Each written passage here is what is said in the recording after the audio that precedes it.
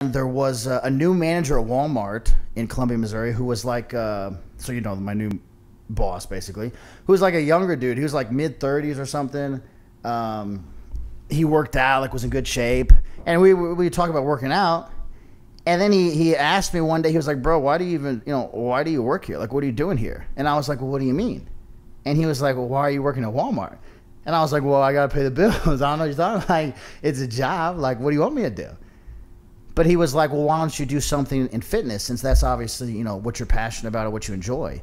And I was like, "Man, I don't know. I'm just too scared to like put myself out there, kind of." So this was like in June or July of 2013.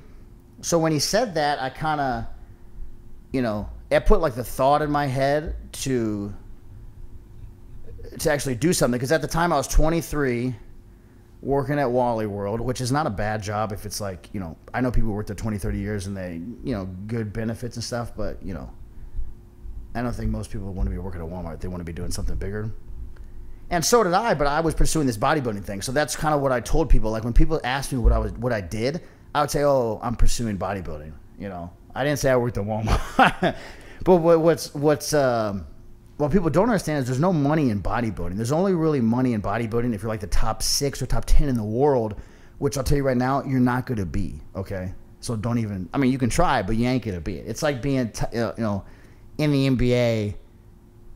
One of the top players on one of the best teams. Like, it's not going to happen.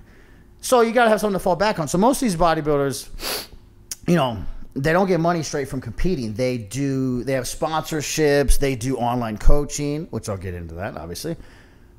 Or, they have magazine deals, supplement deals. They're hustlers. You got to hustle.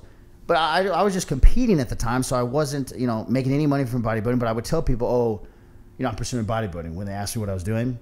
So anyways, the manager, he gave me this little, thought in my head. So in August 2013, the show was like in late August, and that's when, August 2013, I didn't quit Walmart yet, but I made a post on Facebook. I'll remember it like it was yesterday. Almost 6 years now. I made a post on Facebook that said, "I'm now taking online clients for diet and workout consultations. Message me, email me for more info." And then I also started personal. Well, actually, no, that's not true. I didn't start personal training in the gym yet. I started online, so I made that post.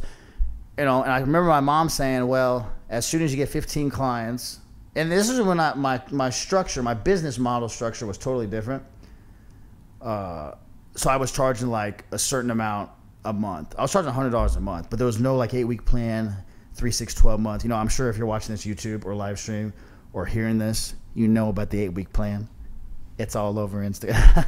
No, I'm just kidding. But my structure was totally different. I just charged $100 a month. And I remember my mom telling me, as soon as you get 15 people, you can quit Walmart. And I made the post, and I got 15 people in like less than 2 weeks. And I was like, "Well, peace out, Walmart." I remember going to Walmart, and the lady was like, "Oh, I hope..."